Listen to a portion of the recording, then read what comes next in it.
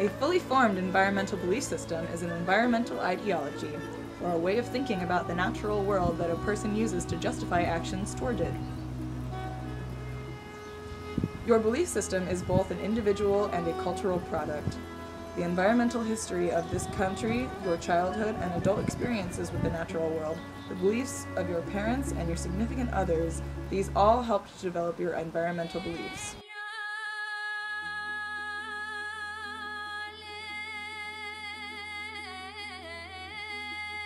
The process begins in childhood, particularly through direct experiences with nature and through deep connections to physical places.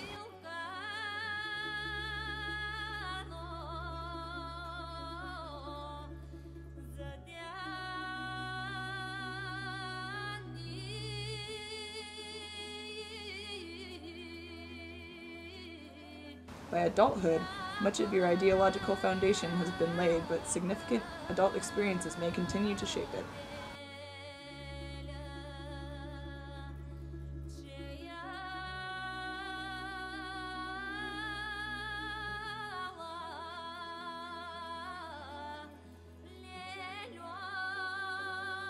It is well documented that the experiences we gain from special outdoor haunts as children are carried through, with knowledge added and reinterpretations made to adulthood.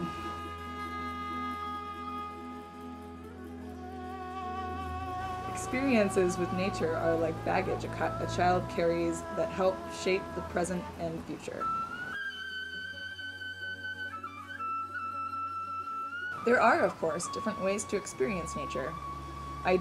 A direct experience involves actual physical contact with natural settings and non-human species, and activities associated with this type of experience are largely non-planned and non-directed.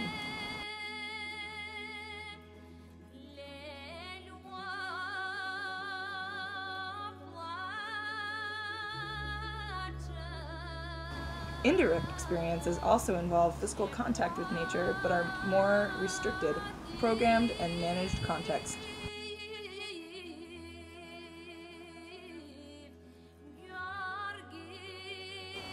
Here, contact with natural settings and species is the result of regulated and/or constrictive human activity, and nature is often the product of deliberate and extensive human manipulation.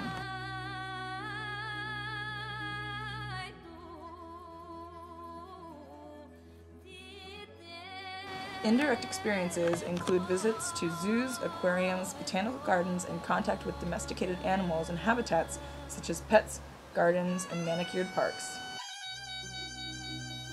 Sense of place has been described as the rich and often powerfully emotional sentiments that influence how people perceive, experience, and value the environment. The place is a physical space imbued with meaning and special significance that represents a highly subjective encounter.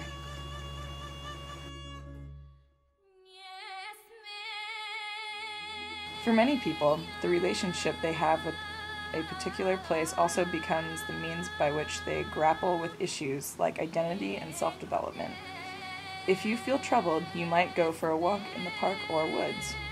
If you need time to think, you might go to a favorite fishing hole.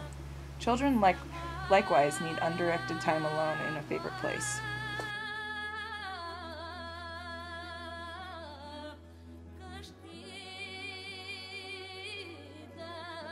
People with different social roles and identities can view the same physical place through very different lenses. For example, imagine a developer, a farmer, and a hunter all looking at an open field.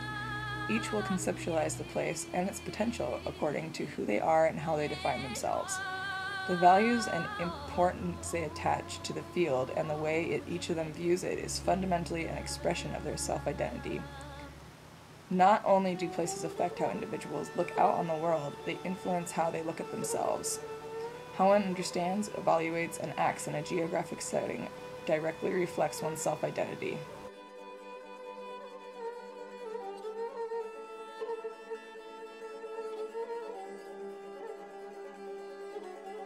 At the same time, your physical landscape affects the social role you see for yourself.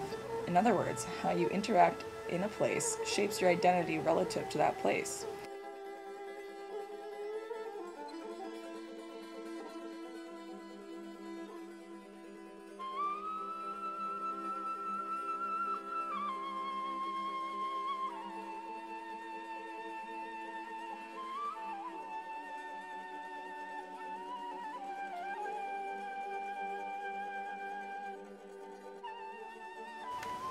Are there ways to better know the natural world and to connect with it?